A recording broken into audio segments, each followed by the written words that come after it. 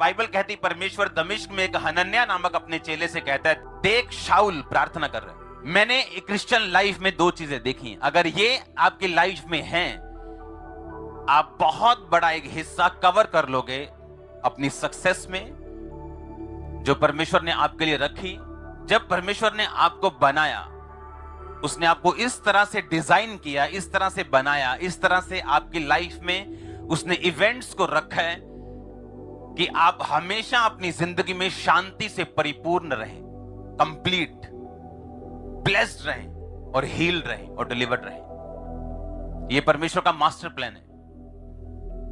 उस प्लान तक पहुंचने के लिए, उसको अपनी लाइफ में लागू करने के लिए आपको वर्ड की जरूरत होती है, क्योंकि वचन आपको यह बताता है कि जो परमेश्वर आपकी जिंदगी से चाहता है उसे पूरा कैसे कर सकते हैं आप। अगर अब आप यहां पे देखें, कुछ भी अपने आप नहीं होता। बाइबल कहती परमेश्वर ने हनन्याह से कहा, देख वो अंधा हो चुका है और तू उसके पास जा और एक सीधी गली में जा। एक गली है जो सीधी कहलाती है, यानी वो गली बिल्कुल सीधी थी, स्ट्रेट। वहां पे जाके पूछ कि कौन है यहां पे जिसका नाम शाऊल है और वो तरसुस से आया है।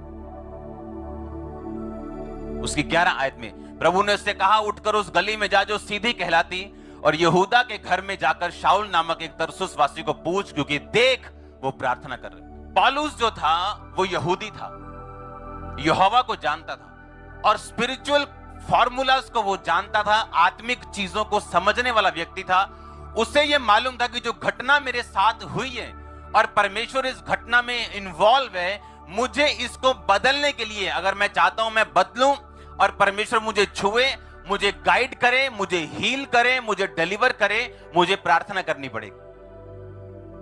एक बड़ा अटैक होने के बाद, एक बड़ा झटका सहन करने के बाद आम लोगों की तरह रोया और चिल्लाया नहीं, डॉक्टर्स के पास नहीं भागा वो, वैद्यों के पास नहीं भागा वो, और 3 दिन से वो प्रार्थना कर रहा था। उसे ये मालूम था कि चाहे परमेश्वर मुझे नाम लेके बुलाए, चाहे परमेश्वर कुछ भी कहे, लेकिन उसकी सारी मर्जियां तब पूरी होंगी जब मैं घुटनों पे प्रार्थना में बैठ जाऊंगा।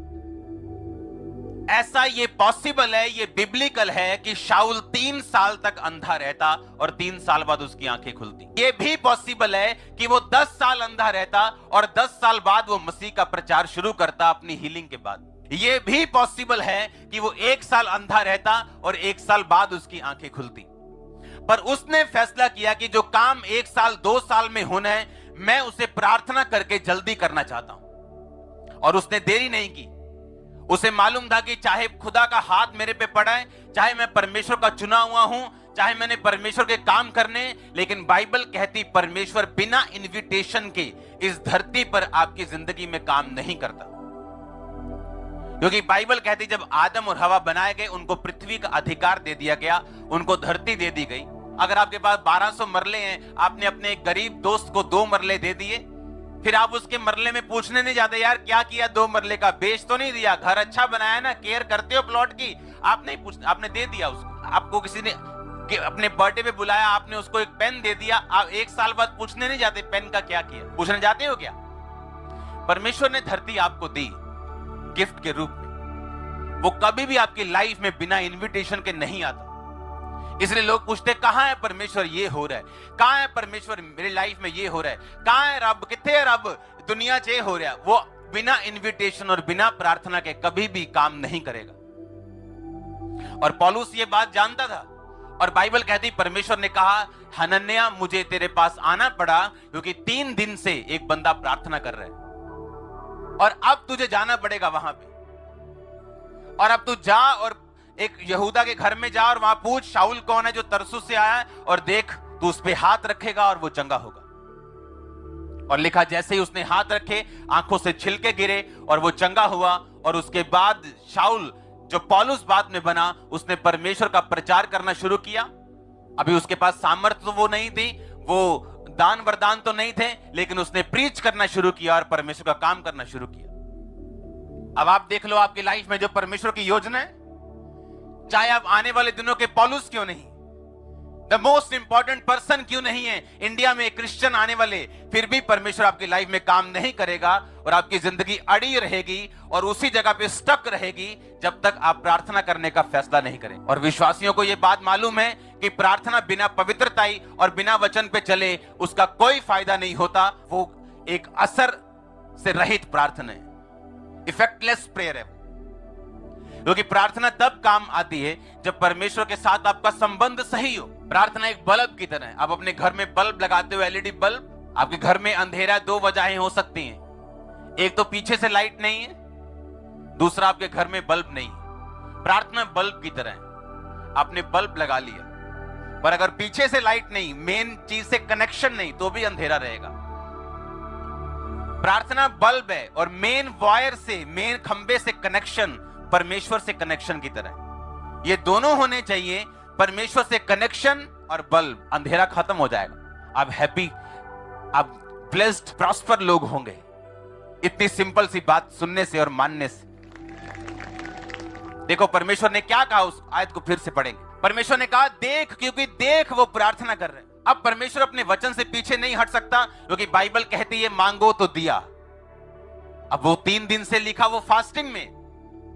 एक तो वो अंधा हो चुका है, घबराहट के अटैक हो रहे हैं, क्योंकि एक आदमी 5 मिनट अपनी आंखें बंद करके यहां घूम के देख लो, आपको घबराहट होनी शुरू हो जाएगी। और वो 3 दिन से अंधा है, बावजूद इसके कि वो वैद्यों के पास भागे और इधर उधर जाए और आंखों को दिखाए या लाइट पड़ने से शायद कुछ हो गया, उसने 3 दिन फास्टिंग में और बिना खाए बिना पिए वो 3 दिन फास्टिंग में प्रेयर कर रहे हैं और परमेश्वर को उसकी आवाज सुननी पड़ रही है। और परमेश्वर अपने एक चेले से कह रहा है जा भाई उठ के जा, मुझे प्रार्थना में ये बंदा तंग कर रहा है, तेरे को जाना पड़ेगा।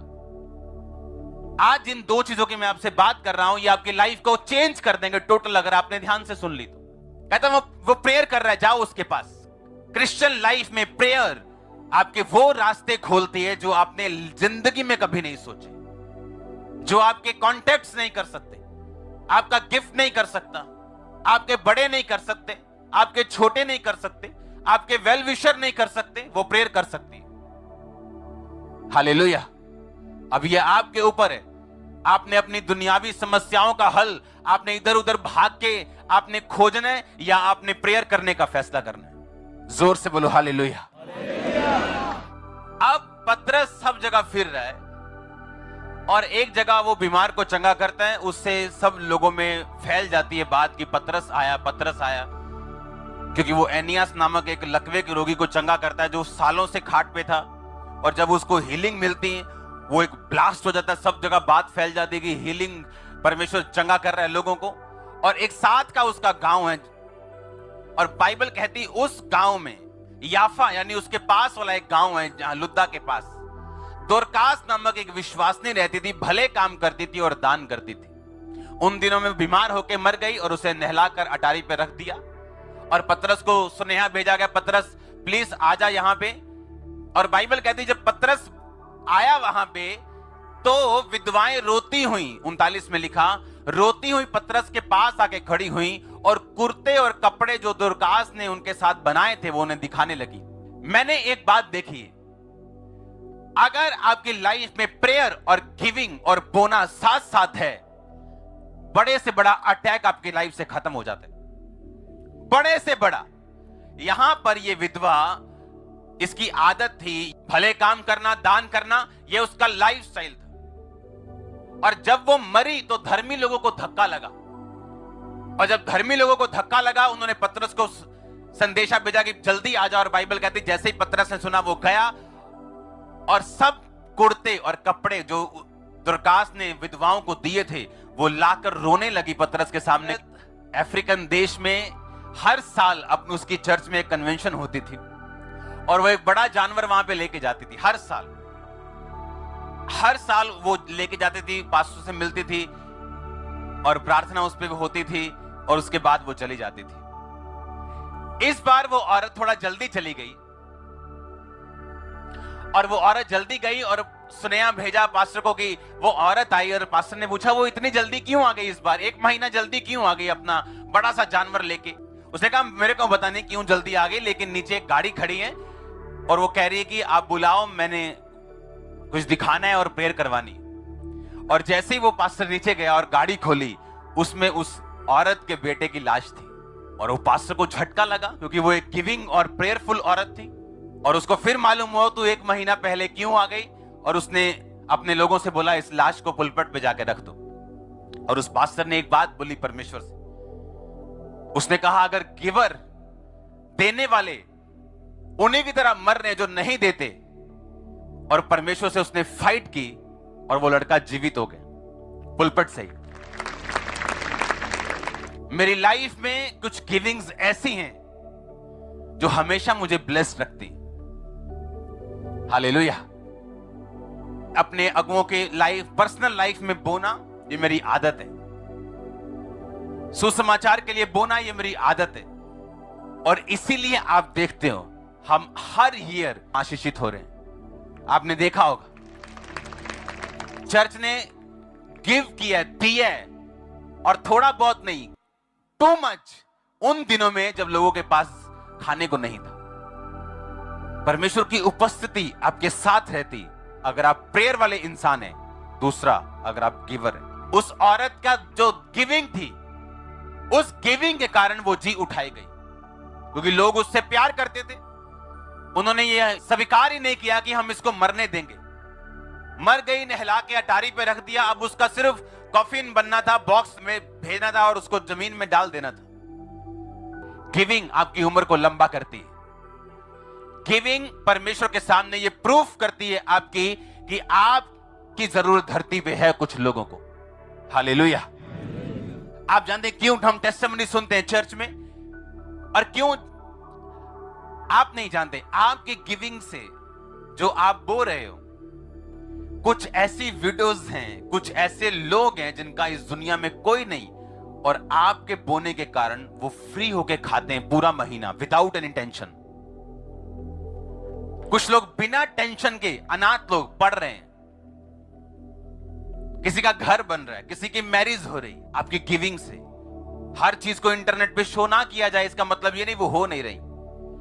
शो तब किया जाता है जब हम चाहते हैं कि दूसरे मिनिस्ट्रीज भी फॉलो करें। अब जब वो फॉलो करना शुरू करते हैं, हम डालना बंद करते हैं। और जब परमेश्वर देखते हैं कि इस वीडियो का, इस ऑर्फन का, और ये 100-200 में नहीं, ये थाउजेंड्स में, जब वो देखता है कि इनकी ब्लेसिंग का रीजन आप लोग हैं, इसलिए आपको मालूम होता है कि आप ब्लेस क्यों हो रहे हैं, या कैसे परमेश्वर की दया का हाथ आपके सिर के ऊपर है। मैंने देखा अगर आप प्रार्थना में और गिविंग में अगर आप अग्रेसिव हैं, कोई दुनिया की ताकत आपकी तरक्की नहीं रोक सकती। आप देखो बाइबल भरी पड़ी है इन घटनाओं से। इसके आगे 10 बाब पढ़ेंगे हम। अब पतरस इसको जीवित करते हैं। अब 10 बाब में लिखा, कैसरिया में कुरनेलियस नाम का एक मनुष्य था जो इतालियन नामक पलटन का सूबेदार था, बड़ा इंसान था। वो भक्त था, अपने सारे घराने समेत परमेश्वर से डरता था, यहूदी लोगों को बहुत दान देता और बराबर परमेश्वर से प्रार्थना करता था। उसने दिन के तीसरे पहर के निकट दर्शन में ये देखा स्पष्ट रूप से कि परमेश्वर का एक स्वर्गदूत उसके भीतर आकर, उसके पास आकर कहता है, हे कुरनेलियस। उसने ध्यान से देखा और डर कर कहा, हे प्रभु क्या है? उसने कहा, तेरी प्रार्थनाएं और तेरे दान परमेश्वर के सामने पहुंचे। अब याफा में मनुष्य भेजकर शमौन को, जो पतरस कहलाता है, बुलवा ले। एक स्वर्गदूत नीचे आके एक बंदे से कह रहे हैं, तेरी प्रार्थनाएं और तेरे दान परमेश्वर ने याद किए। और लिखा वो भक्त था और बराबर दान करता और परमेश्वर से प्रार्थना करता था। अब आपने ध्यान से देखना, जब दूसरे दिन वो चलते चलते नगर के पास पहुंचे, कौन लोग? जिनको कुरनेलियस ने बुलाकर कहा कि जाओ वहां पे पतरस नाम का एक बंदा है, उनको लेके आओ। जब वो पहुंचे तो दोपहर के निकट पतरस छत पर प्रार्थना करने के लिए चढ़ा। उसे भूख लगी, कुछ खाना चाहता था, लेकिन रोटी अभी तैयार नहीं थी। और जब वो खाना तैयार कर रहे थे, पतरस बेसुध हुआ और उसके सामने आकाश खुला और एक बड़ा पात्र बड़ी चादर के समान चारों कोनों से लटकता हुआ उसकी ओर आया, और उसमें सब तरह के जंतु थे। और एक आवाज सुनाई दी, पतरस उठ मार खा। और उसने कहा, प्रभु मैं कोई अशुद्ध चीज नहीं खाता हूं। उसमें बहुत सारी चीजें थी, बहुत सारे जानवर थे। परमेश्वर ने कहा, जिसको परमेश्वर ने शुद्ध ठहराया उसको तू अशुद्ध मत कर। अब इसमें एक चीज मैं आपको बताना चाहता हूं। जिस टाइम पतरस को परमेश्वर का यह दर्शन आया, उस टाइम पतरस क्या कर रहा था? क्या ऊंची बोलो? इमेजिन करो कि कुरनेलियस बंदे भेज दे वहां पे और पतरस प्रार्थना में ना बैठा हो, पतरस को मालूम ही ना हो क्या रहा है। आज कलीसियाओं में गड़बड़ ये है कि किसी की कलीसिया प्रेयरफुल है और पास्टर प्रेयरफुल ही नहीं है, और कॉम्बिनेशन बैठ नहीं रहा।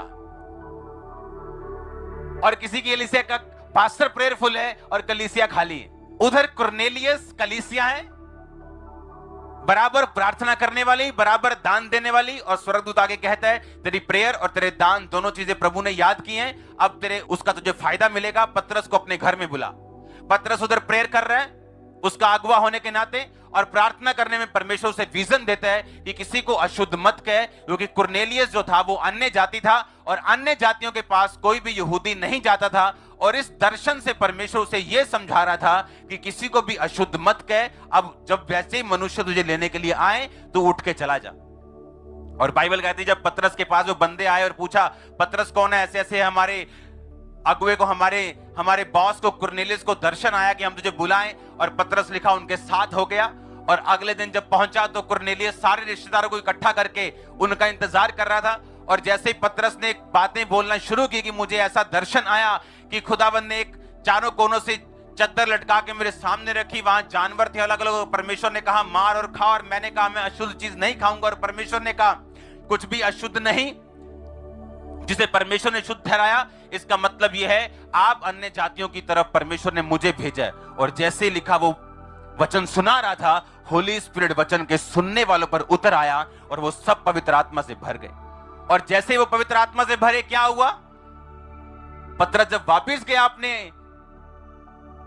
चेलों के पास, यहूदियों के पास, उन्होंने पतरस का विरोध किया कि तू अन्य जातियों के पास कैसे चला गया। पतरस ने बताया कि नहीं, मैं नहीं गया, परमेश्वर ने मुझे भेजा, और यह भी कहा कि किसी को अशुद्ध मत कहे। और दूसरी बात, परमेश्वर ने इस वचन पे गवाही दी है और उनको भी उसी तरह पवित्र आत्मा दिया गया जैसे हमें दिया गया था। सब लोगों ने, सब चेलों ने कहा अगर उनको भी इसी तरह पवित्र आत्मा दिया गया जैसे हमें दिया गया तो हम पक्षपात करने वाले कौन होते हैं। और उस इंसिडेंट के कारण अन्य जातियों में भी परमेश्वर का प्रचार होना शुरू हुआ और अन्य जातियां भी पवित्र आत्मा से भरने लगी, जिनमें से आप और मैं आज यहां बैठे और खड़े हैं। आप ये बात नहीं समझते कि एक प्रार्थना करने वाला इंसान और बराबर बोने वाला इंसान क्या कर सकता है अपनी लाइफ में, क्योंकि प्रेयर आपको परमेश्वर से जोड़ती और गिविंग आपको दुनिया से अलग करती। गिविंग आपके प्यार को पैसे के लिए खत्म करती है और आपको मालूम होता है कि मैंने जो भी खुदावंद के लिए मैं ले रहा हूं, मैं खुदावंद के लिए अगर बढ़ रहा हूं तो मैं परमेश्वर के लिए कर रहा हूं।